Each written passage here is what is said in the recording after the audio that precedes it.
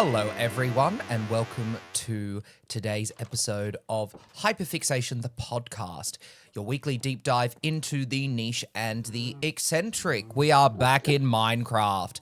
It's been a hot little minute, but I thought, it'd be nice to come back to things. Yep, and gee, I've missed it. Well, apart from the occasional griefing by some creepers, things have been going well. Not much has changed to my house. A few modifications here and there, just, quality of life updates. But, I sort of gave up on the nether after a while. I did my little stint in there and then stopped having fun, so I moved on to something else. Well, actually, you will probably remember that I had a bit of an interaction with the TARDIS. So I grew a TARDIS, just to recap, and I figured out how to build stuff inside it. What that turned into was me journeying deep into the TARDIS, into the Eye of Harmony cloister room, and I was able to reignite some cloister torches and open up the Eye of Harmony and power the TARDIS. I built a console, figured out how to do all of this. Now, I did have to look up quite a few guides because the mod works really well, but it's a little, not counterintuitive, but it's hard to pick up, I would say. And there are things about it that are uber specific, but it has so many features that I sort of don't even mind.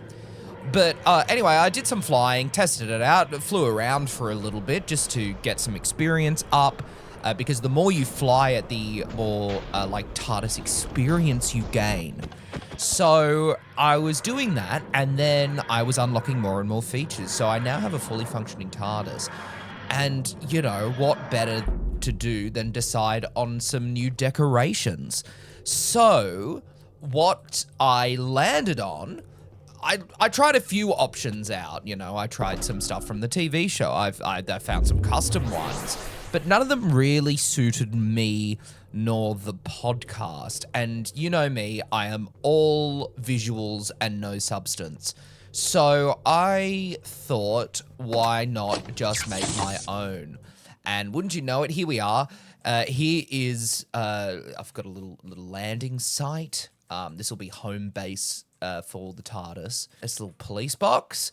I've done a little bit of decorating to the outside, just to really fly the flag of the podcast. Police boxes don't go out of style, even if the source material show it's come from does. But I'll open up and we'll have a look inside the console room. This is it. I built it. I designed this particular model, and I've redecorated, and I quite like it. So come down here. This is a variation of the TV movie TARDIS. Let me power you on. I've got a toolbox here. Here is my console. This is my armchair. Yep. So we've got this top platform here with my little hat stand and the doors. And then sort of around the edge is this gantry. This is the bulkhead that leads further into the TARDIS. Over here, I've got a little nook. Over here, I've got a few other Hartnell TARDIS add-ons. So I've got an astral map, which opens up the menu.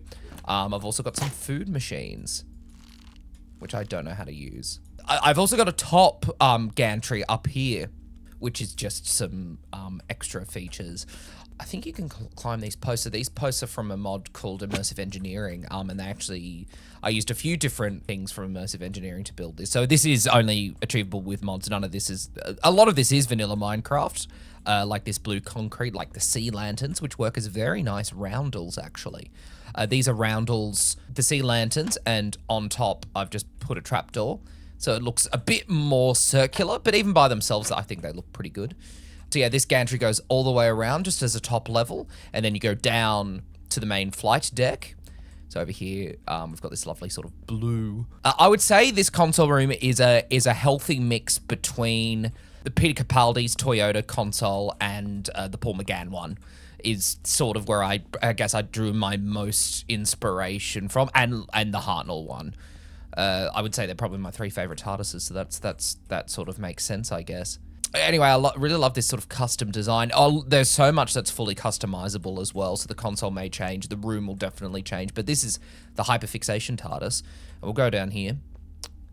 We've got this lower level, which I've left pretty bare, so I can expand on. I've got a few monitors up. I've got some workbenches from Immersive Engineering and a few other mods. These are some fold-out beds from the Hartnell room. I've tried to keep it looking a bit more functional than anything else. I tell you what saved me actually in the design process is these wall mounts. They look really cool as like brackets. It was a little complicated actually. So yeah, the exterior and the interior are custom made. I might even do a little behind the scenes of how it all actually happened. But the mod gives you so much to work with. Also, like based off my flying and my experience, I was able to, let me go downstairs, upgrade and level up my TARDIS. So I'll show you what I haven't really done much else to the interiors. This is what the level up room looks like now.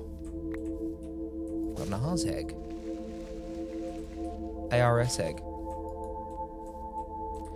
So this is what this room looks like now, and it's because it's massive. Love it. Love it, love it, love it. But it's enabled me to do quite a lot, so I can do a lot now. So my flight speed is a lot faster. I can change, obviously, the appearances. I can materialize around other entities, which is cool. And also I can hop between dimensions. So I might even use this to get to the end. Oh, what if that's what we do? Use the TARDIS. I'll fly it around for a bit, show you all how it works. But also just doing some exploring. It's got basically infinite hallways. Like I would have to use my map system and like see if I can work out a way to get some waypoints up. I'll show you the Eye of Harmony as well and the cloister room. Again, haven't done much to this space, and you know, I might even, I mean, it is, I would say, fairly heavily based on the Paul McGann one, but I might just add a few things to it. You never know. But yeah, the Eye of Harmony is indeed open. And I don't want to die, so I'll just show you what that looks like. It looks really cool. Like for those of you who are interested, there is a way you can make it bigger on the inside via a technique called via a mod, called Immersive Portals. Now, I was pretty keen on this, but I couldn't make it. It wasn't compatible with some of the other mods I had, and so I had to sort of think long term, and I was like, look, the Doctor Who thing is fun, but it won't be the make or break of this series. I'm on a bit of a Doctor Who bend at the moment, but the series is, I want it to go in different places, so I wanted it to be on the same save file, so I didn't want to be limited by it. So I've made the hard decision just to have it in two separate dimensions and not to have a bit of a loading screen in between, which I don't mind. So one thing I haven't gotten the TARDIS yet is sort of any amenities, like any Minecraft stuff. So, but you know, I think it'd be really helpful to have like a little garden set up in there. Like I know I've got this one here in my base, but I'm just going to chuck all this in my backpack, and then I've got a thing in it. I can't remember whether I covered this last time or not, but I've got a filter that will automatically feed me, which is great. Like food in Minecraft is one of the most annoying things ever. So, all right, let's go on an adventure. So, close the door. And let's see what my computer bank says. This is a waypoint. Yeah, okay, great. So, let us really make it nice and crazy. All right. Is the handbrake off? Handbrake disengaged. Let's go.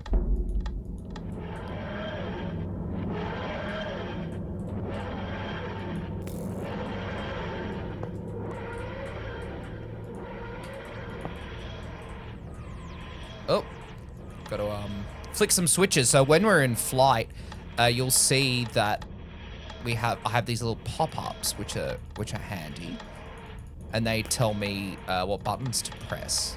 Yeah, so it gives you a few button prompts to do, which is pretty fun. And we've landed. There's also a way to look at the outside, but you know what? I don't know where we are. This is the fun of adventuring. We've just taken the TARDIS on a trip, And yeah, I have no idea where we are, so let's have a look. Oh! That's okay. Wow. I had no idea it could even spawn on water. It's pretty cool. And there's a dolphin! Oh, and some fishies. What sort of fishy are you? A flying fish. Oh, they've got cute little noises too. Yes, and it's just started to rain, which is nice.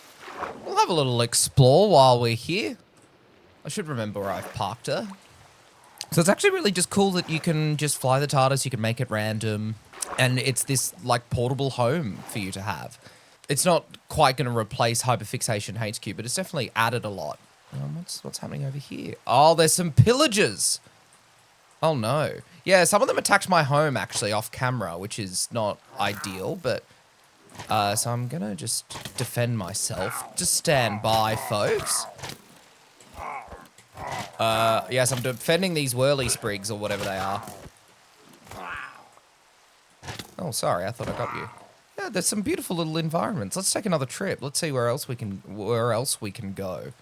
And you know what? I think I've got, how many arrows do I have? I've got 61 arrows, and all my stuff is enchanted. I did some enchanting as well. I can't remember whether that was on camera or not.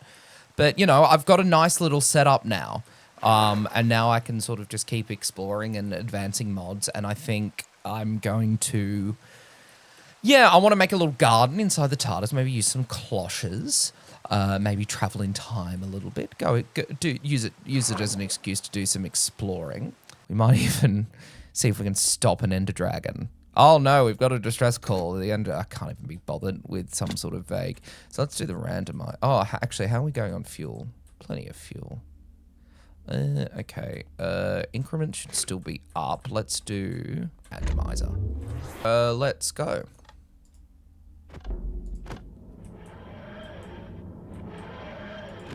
And now we're flying through the vortex. Let's turn the throttles up. Come on, old girl. I'll show you put out to tender. Fabulous. Let's open her up for refueling. Oh. There we go. Just making sure that my TARDIS key is synced.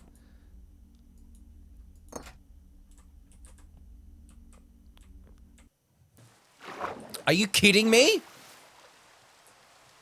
Well, it turns out most of my world is ocean.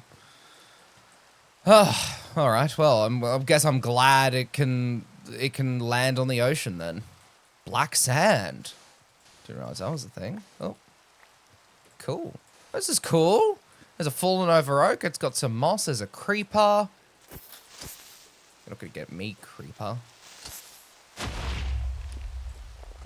Yeah, so just to put it in reference, so where are we? We're here. Oh, gee whiz. That's how far away we are. So that's about 4,000, 5,000 blocks away. Let's take a trip into the nether. We can cross dimensions. So why not? Dimension. The nether. And let's randomize. GPS.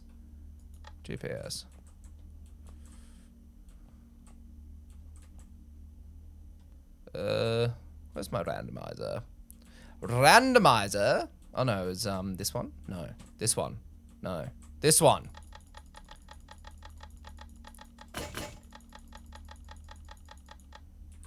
Why not? Let's have a look outside, shall we? You know what I could do with an extra scanner up here. I'll have a think about that.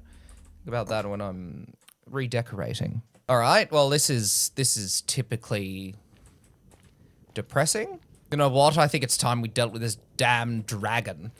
This is a bit of a cheat way of getting to the end. I mean, it's different than doing the whole stronghold thing, which I've done about 1 billion times. So it's nice to have a different way to approach it. Well, let's just go. Let's just get there. Let's go for gold. Let's do it. We're gonna do it. We're gonna go to the end. We're gonna meet the bloody end. Oh, here's my astral manipulator, which I'm gonna pop over here somewhere. There we go. We can go there. This is a console configurator as well. So that's pretty nifty. I'll even chuck that somewhere down the bottom. Oh, Let's go. Throttle up. Throttle up, baby. Oh, interesting. The dragon is stopping me from entering the end. Pretty cool. Well, how interesting. I guess I won't be able to cheat and get to the end. Oh, they've Noah-proofed it. I think we just go home in this case. We've had a nice little time exploring. Honey, I'm home. That's my TARDIS. So I will probably be making some adjustments to her and adapting it as we go. But, you know, I really like what's come out of it. Checking on my animals. I haven't named any of them. I was thinking of making some stables and maybe making a horse. Hello. But yeah, my little slice of paradise is nice. My little mine. I think we covered all of this last time. Just seeing if there's anything new I've done. Oh yeah, my enchanting area has been super helpful. It's nice you can see the TARDIS out the window. Also, like my building of the home base, I didn't include on a main podcast episode, but it is available on the Patreon in a little separate video, a little just a fun little 3-minute thing that I put together. I was really happy with how it turned out, so feel free to give that a check. Patreon's completely free. Yeah, you know what? Let's just take the TARDIS for another spin. Let's go on an adventure. Please don't be water.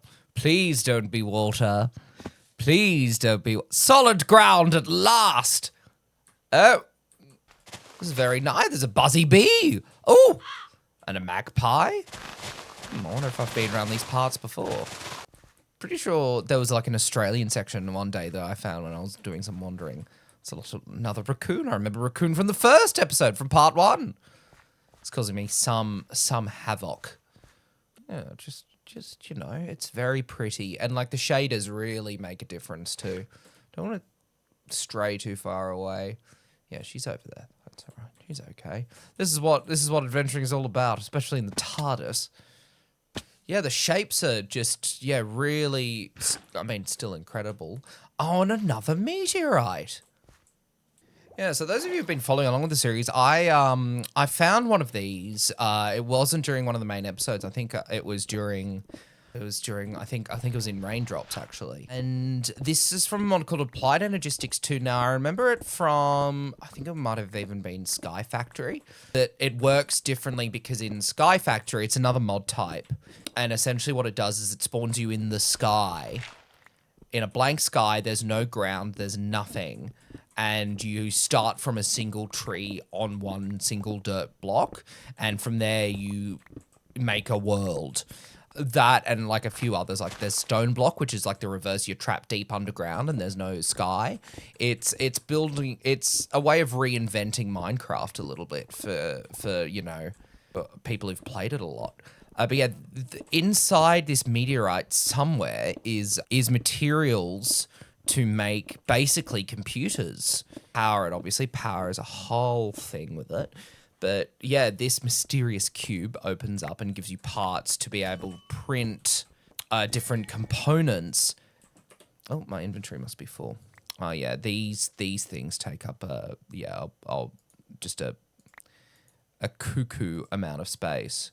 Okay, my backpack is full as well. Again, another thing I have to do off screen is probably just some basic inventory management.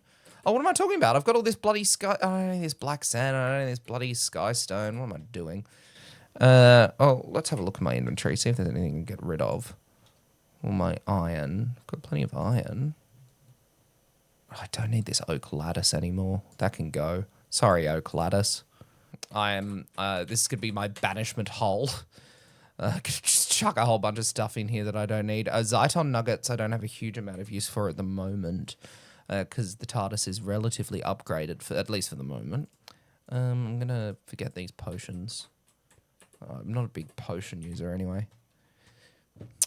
In my spare time, though, gee whiz.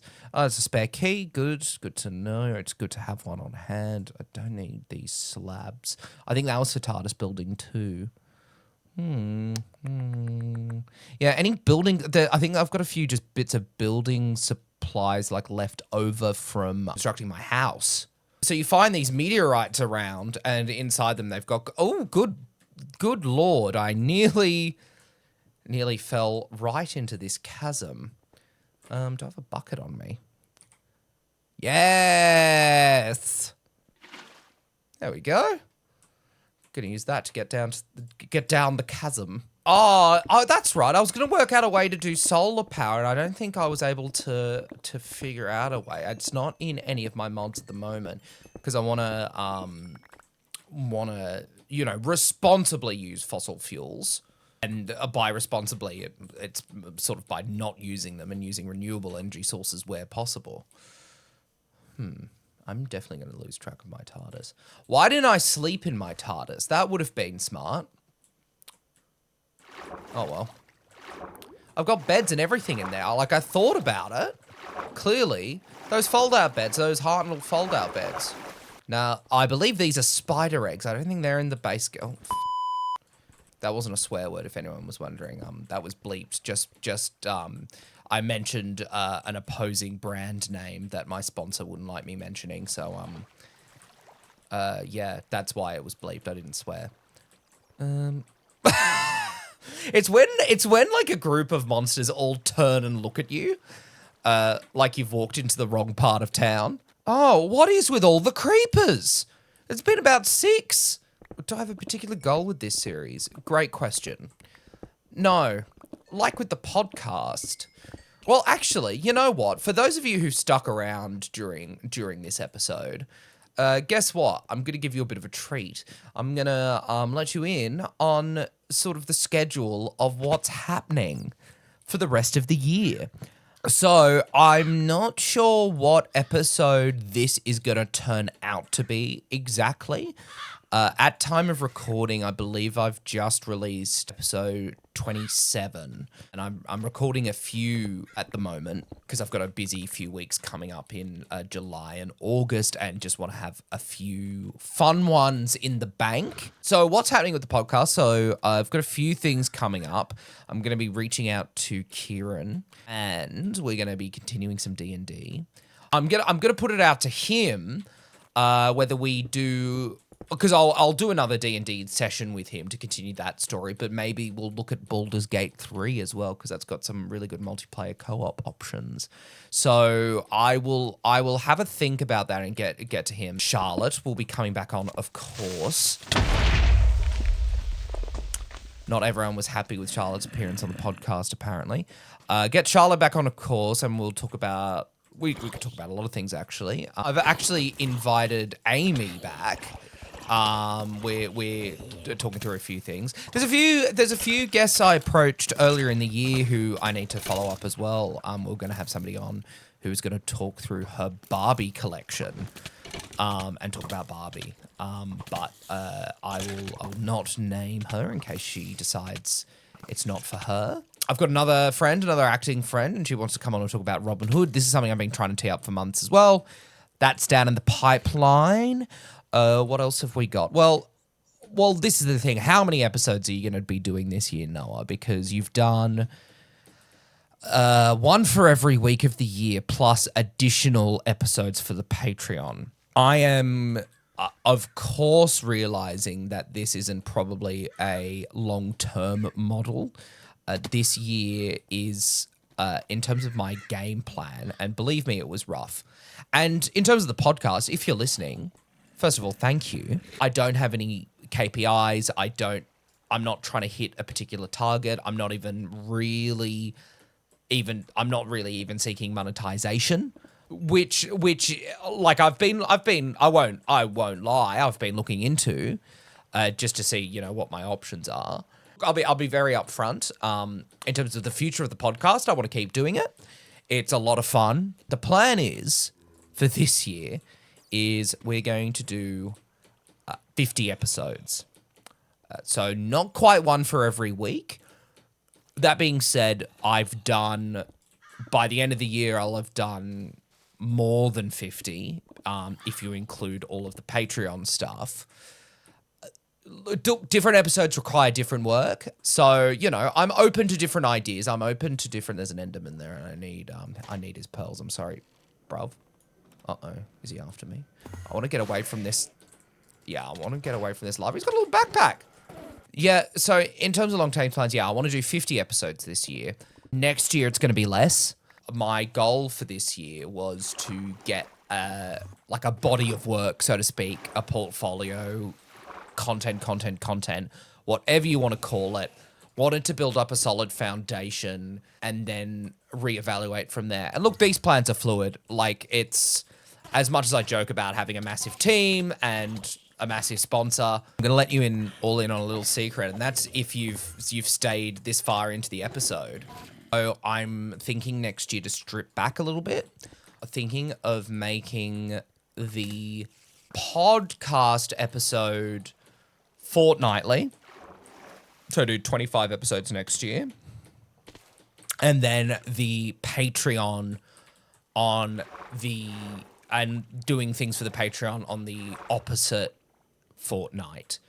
So alternating. So and then maybe transitioning the Patreon to a paid model. So that is what I'm thinking about at the moment. And look, that truly depends on whether people would be interested in that. I wouldn't be charging very much, but we're in a cost of living crisis, and I don't expect people to be particularly subscribed for this BS. Yeah, the stuff I do on Patreon is a lot more freeing, and I can get away with a lot more, and it's its own thing. Like, the stuff I've done for Patreon has been so much fun and has required a lot more work, generally speaking. Like, the commentaries are really great. They're some of my favorite things that I've put out as part of the podcast, but they require a lot more work. So I'm thinking of, transitioning, making sort of the normal podcast fortnightly and then the Patreon stuff fortnightly as well, just on alternating. So realistically, if you had the Patreon and the normal, it'd still be weekly, so you wouldn't notice a difference. Look, it's just an idea I'm tossing around at the moment. I guess excitingly is that, we're going to have 50 episodes this year. I'm going to be, still churning them out, but I'm going to take 2 weeks off in December. From then, I'm going to do a live event of some kind. I don't know whether we're going to stream it. Look, I'm still tossing around a few ideas, but episode 50... is going to be the last episode of the year. It's going to be our season 1 finale, so to speak. Fingers crossed we get renewed for another season. I'm going to take 2 weeks off in December after episode 49 and use that time to sort of do a bit of planning and do a bit of admin and, all of that, work on the pod, and do what I'm officially announcing as part of the podcast is the Hyperfixation holiday special. And it's going to be a lot of fun. I've got some plans in the works that I will talk about a little bit later in the year. It's all tentative at the moment. But I want to book some people in, book in some of the guests we've had this year. And I'm still tossing out some ideas, but hey, if you want to be a part of the holiday special or would like to contribute in any way, even if it's just some vague suggestions, that's still helpful. So look, let me know. So just wanted to thank everyone and to thank you if you're still tuned in. Let's get in touch. The holiday special. It's going to be in the last week, so it's going to be around Christmas and my birthday. So my birthday's late December, the 22nd. So it's going to be around then. And I don't know about you guys, but I don't know about you folks, but I really like the idea of a live event. I'm not sure how we would make that work. It's going to be fun. It's going to be a bit of mayhem. But I'm really, the end of the year is going to be great. I think that's a good amount for today. So what I'm going to do is I'm going to return home and call it a night, I think.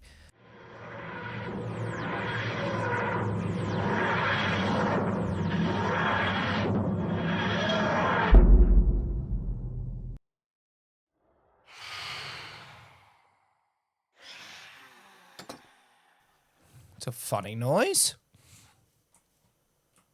Oh, look at that. Yes, I made it home safe and sound, which is always nice. And it's a really pretty home. I want to build more stuff, maybe a different home. maybe expand the boundaries a bit.